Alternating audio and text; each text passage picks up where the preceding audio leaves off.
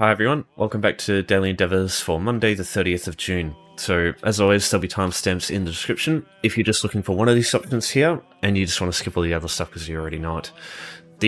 I'm not going to talk about this one, I'll explain why when I get to it, but I just want to point out there is a maintenance, it's going to happen, it'll likely be up and still up by the time this video comes out because I release these videos whenever American reset happens for daily, so and it'll be down for quite a while for Xbox. But yeah, I don't think it'll last too long for PC and PlayStation. Yeah, it's annoying that we got another maintenance. It's the Vengeance campaign. That's going to be happening by the time it comes back up. So yeah, you might be delayed on your dailies today. Just keep that in mind. Okay, so this set is pretty good. 15 seals, there's a lot of easy options here. Now, why the hell am I not going to do a town? Because I think this one's so much more unreliable than the other ones. It's definitely easy if you're lucky enough where, like, all the stars align, basically. But comparing them to these ones here, like, these are reliable all the time. This one is sometimes can be so fucking hard to do. The reason I say this is, okay, so you get 3 towns on the map. You get Bruma, you get Vlastris, and you get Cropsford. There's 2 issues. Firstly, your ability to travel to them is bound to how your team is doing. And the easier they are to travel to, like if you can travel to them, you can't take them. So that's kind of annoying. The other thing is they are strategic locations, so they change hands a lot. And that means they're often busy with players that are trying to use them to travel to other keeps to take those. So sometimes it becomes so difficult for you to be able to use, to be able to get these yourself, that it's just not worth it, like, because the best time is when these keeps here under your control but the town isn't, and those opportunities are so far and few in between. I should point out, in any case, regardless of which character you've got in this campaign, like if you came into this one, all of your characters would kind of be screwed, especially Ebonheart Pact and Daggerfall, because right now Daggerfall has no towns that they can take because they're all under your control. Old Mary has this keep, you can travel to this one here.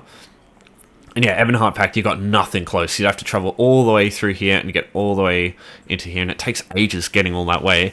And for all you know, you could get there, and because these are spawn points for players, they could just rock up and kill you, and then you'd have to respawn all the way back and waste all that time again. Whereas these ones here, emoting is super easy. Workshop Furnishings, there's nothing that gets in the way of this.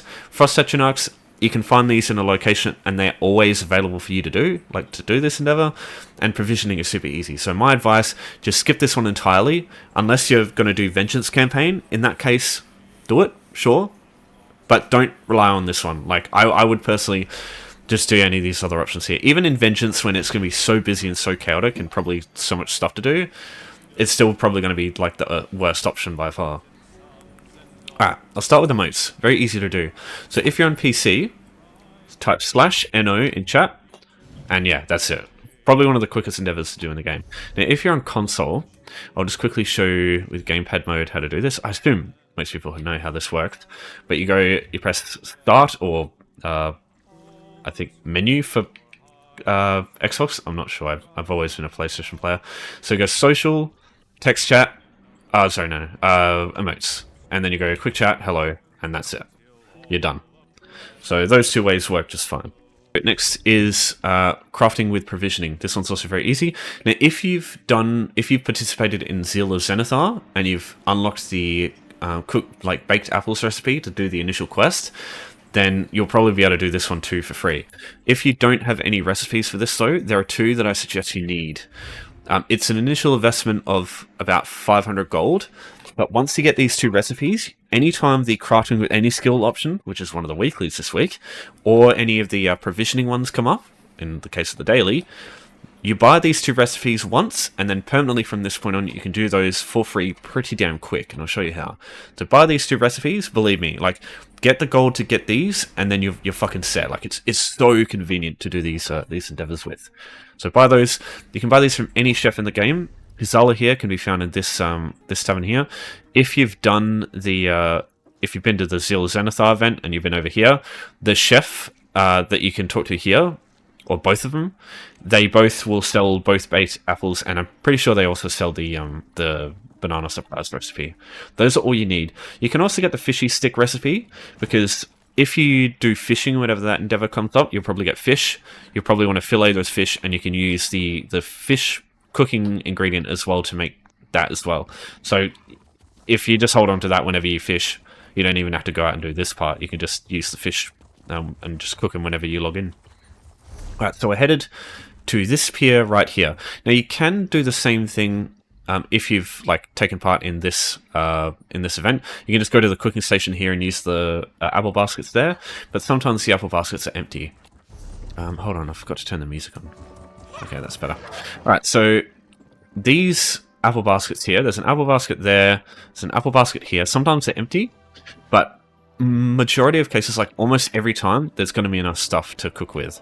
So we've got the apple basket right here. You've got some bananas here. So that's 3 bananas and then another apple. So that's more than enough stuff for 4. And if your cooking is leveled up further, so if you level up provisioning to I think 6 or 7, you get chef, and that increases the amount of time items you can cook each time. So you just need even less less ingredients to do this with. But yeah, it's not necessary. Usually you'll get more than 4 items. Let's go to the cooking fire. So here's the fish I've caught in past endeavors. But you go to here, and in this case, just as an example, just cook some baked apples like that. And yeah, it also counts for crafting with any skill, which is great. Okay, workshop furnishings. So all you need for this is a house, which you can get for free if you come to this location. I'll explain it in a sec. And a workshop furnishing. There is a workshop furnishing you can buy for 100 gold. I suggest you do it, because you get this one workshop furnishing, you place it in your house, and whenever this one comes up, you can do this. You only need one. There's a little trick using undo and redo in your housing editor to just do this very easily. So firstly, this area here, just slightly northwest of the wayshrine that you start with by default in Vocal Guard and Oridon, this leads to this location right here, and there will usually be a Where's the music? Oh, there it is. What was I talking about? Oh yeah, the lady here. So to get a house for free, you come to this location. Felin de Marie is a Breton blonde woman. She'll be right here. She'll have a quest if you haven't done it already. You talk to her, literally just spam the talk key, and then you'll complete a quest. You'll get a house for free. The house that you get depends on your alliance, but you'll either get Mara's Kiss, you'll get Ebony Flask, or you'll get Razor Lion. One of these 3, it doesn't matter which one, they all perform the same thing. So now what you want to do is head to... There's 1,000 different places you can travel to for this one. So let's have a look. So it's these items here, but you look at this list here of all the different people you can go to. So Zipa in Vivek City, Kristrub in Belkarth as well is a good option.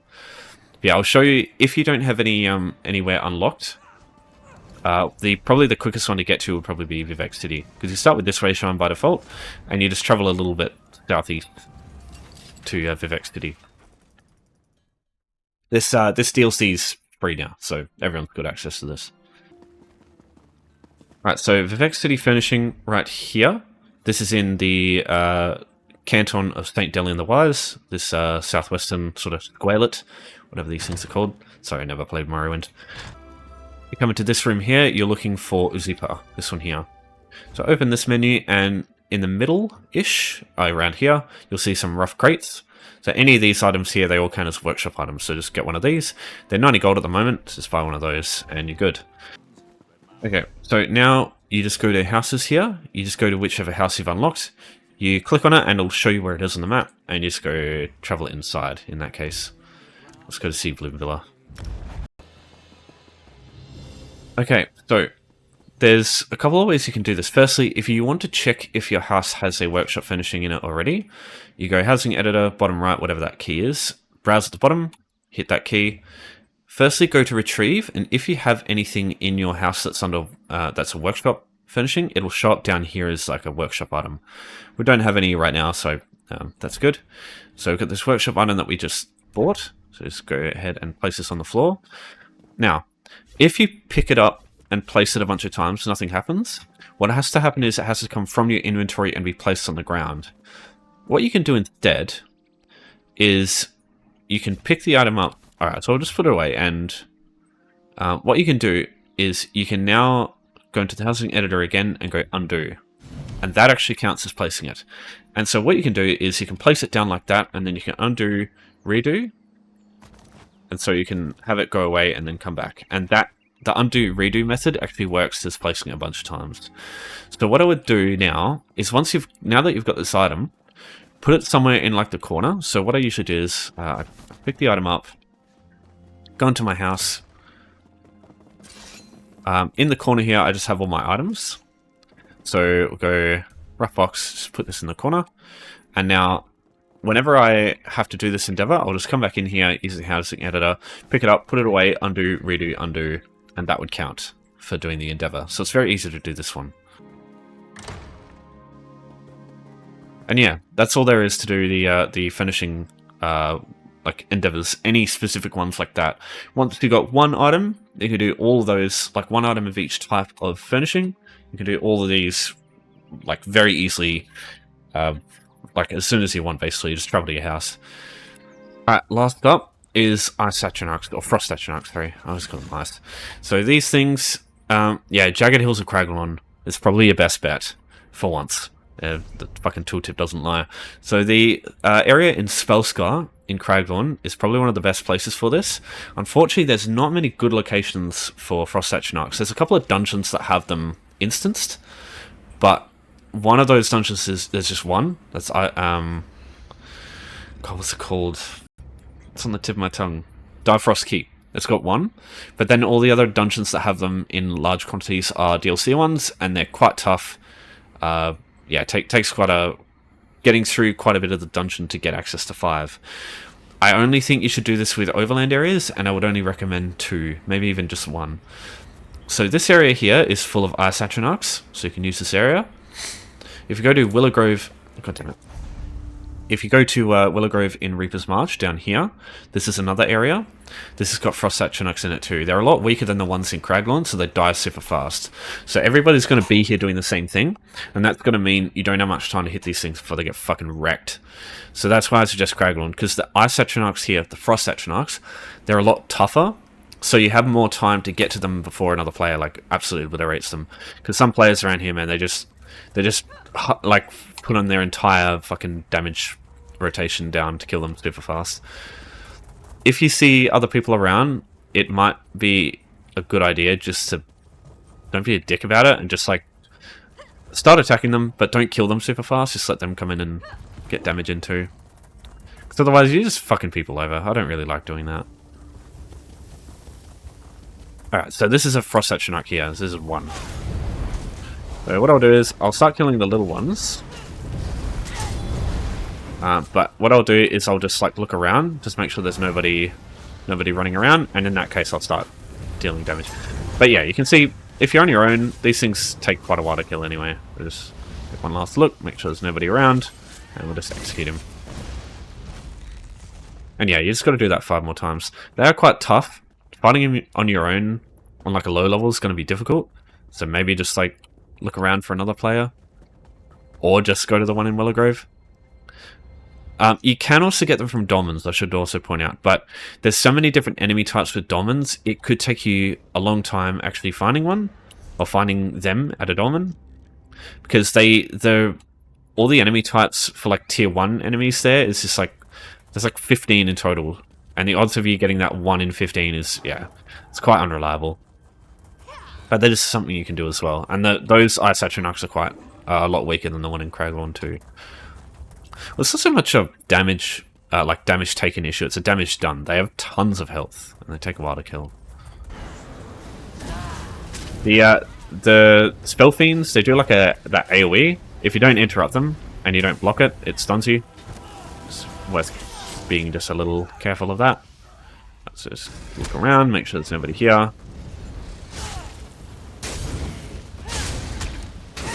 I can't see anyone in the background.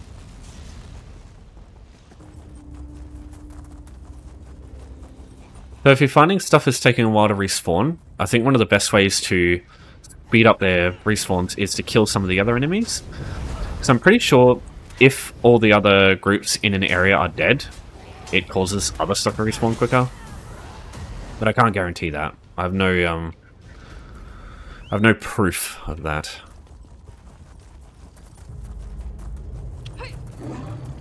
Oh, there's one.